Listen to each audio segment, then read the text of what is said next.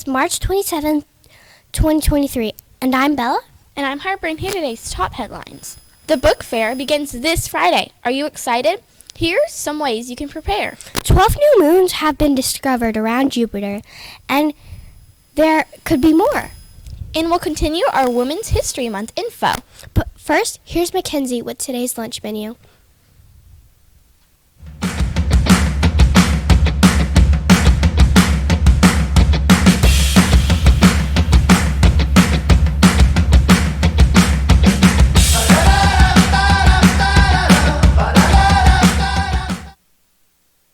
Good morning, I'm Mackenzie, and here are today's lunch menu. Today we are having grilled cheese with tomato Brussels soup. Yum! Remember, you can also have a side salad with your soup and sandwich, or you can skip the soup and sandwich and just have a salad for your main meal. You can also choose a brunch kit, but anywhere you go, don't forget fresh fruits, veggies, and a milk. Now, back to you, Bella.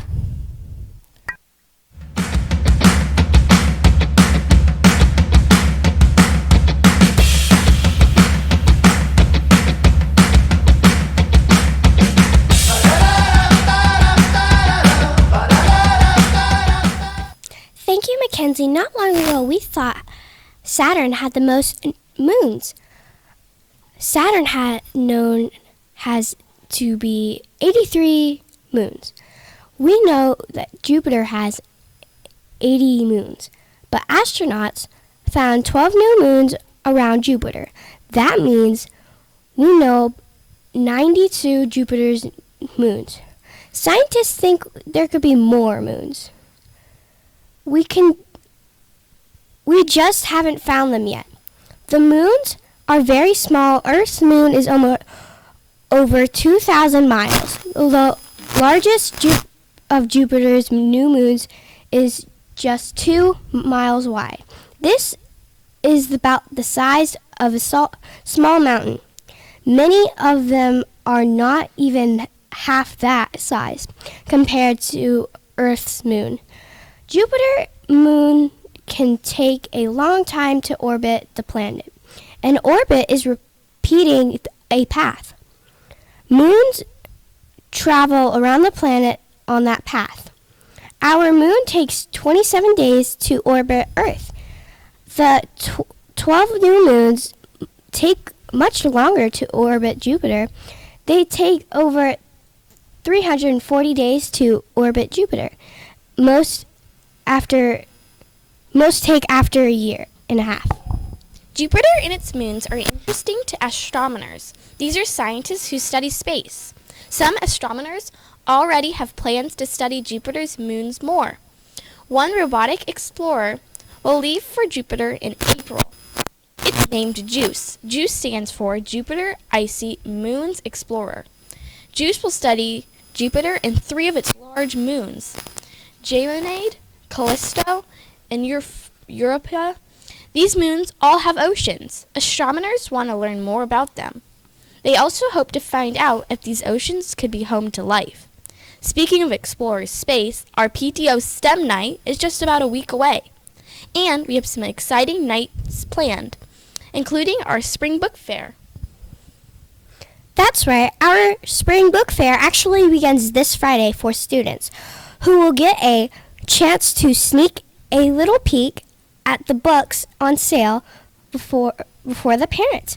You'll get a flyer to take home this Wednesday with book information, a place for you to make your wish list. You can prepare for the book fair by working towards those Caught You Reading tickets. Get caught reading and you might just win a brand new book from the book fair. Be sure to talk with your parents about the book fair.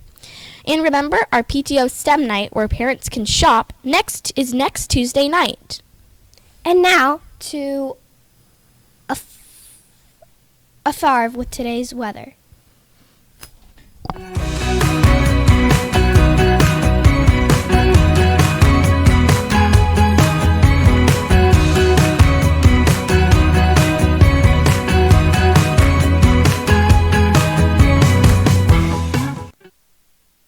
Thank you, Bella. We could have some strong thunderstorms around dismissal today, so I hope you brought your rain gear, especially if you're a walker or a car rider.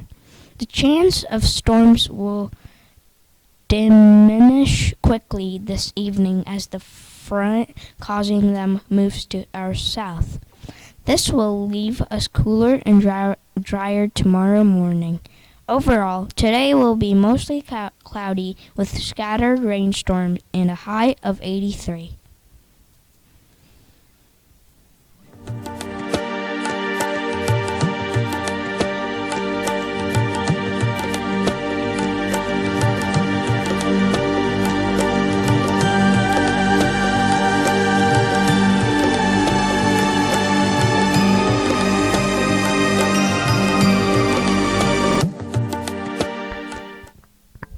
Today in Women's History, we're celebrating women who helped make working conditions better for all people in the U.S. In March of 1911, a horrible fire at Shirtwaist Factory killed almost 150 people. A shirtwaist is just another name for a two-button-down shirt.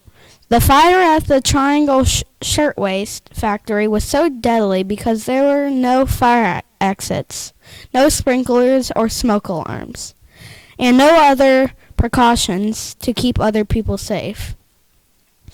Workers, mostly women, were working in a dangerous building several floors up that would eventually trap them in. But what made this fire a really big deal is that people had been warning employers and factory owners for years that the fire factories were unsafe. Clara Lemich Shavelson, a Jewish immigrant from the Ukraine labor activist, meaning she fought for workers' rights, suffragist, meaning she fought for women's right to vote, and consumer advocate, meaning she fought for people's rights to get what they pay for, was born on March 28 in 1886. She was a leader of the uprising of 20,000, a labor strike of shirtwaist workers in New York's garment industry in 1909. As an immigrant garment worker in New York City, Clara Lemich Shavelson began organizing women in the International Ladies Garment Workers Union in 1905, forcing male union leaders to include women workers in strikes. At a 1909 strike meeting at the Copper Union, Shavelson's fiery speech set off the uprising of the 20,000, the largest strike by women workers to that date. Clara and the other women like her made a huge impact on the safety of workplaces in the United States. After the Triangle Shirtwaist Fire, many governments began to see the need for safety regulations, many that are still in place today. We have sprinklers in our school because of the Triangle Shirtwaist Fire and women like Clara Lemich Shavelson. What's really amazing is that Clara continued to work for people's rights all the way up until her death in 1982. She got to actually see what her voice was able to accomplish. Clara was just one of the amazing women who helped workers throughout our country. Maybe you can research more.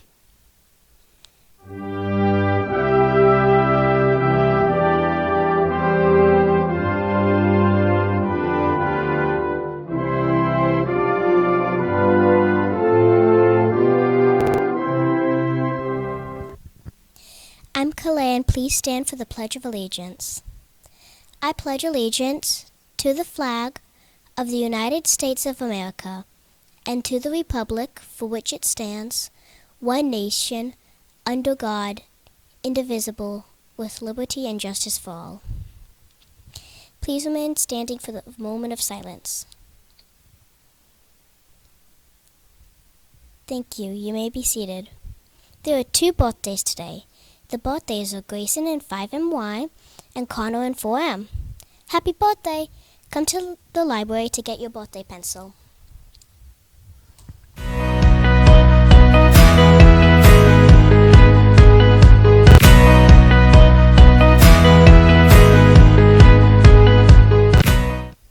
Keep logging those Beatstack minutes. Teachers keep giving out Caught You Reading tickets all March long. Orcas, place your reading tickets in the temporary golden apple to enter for free books from the book fair.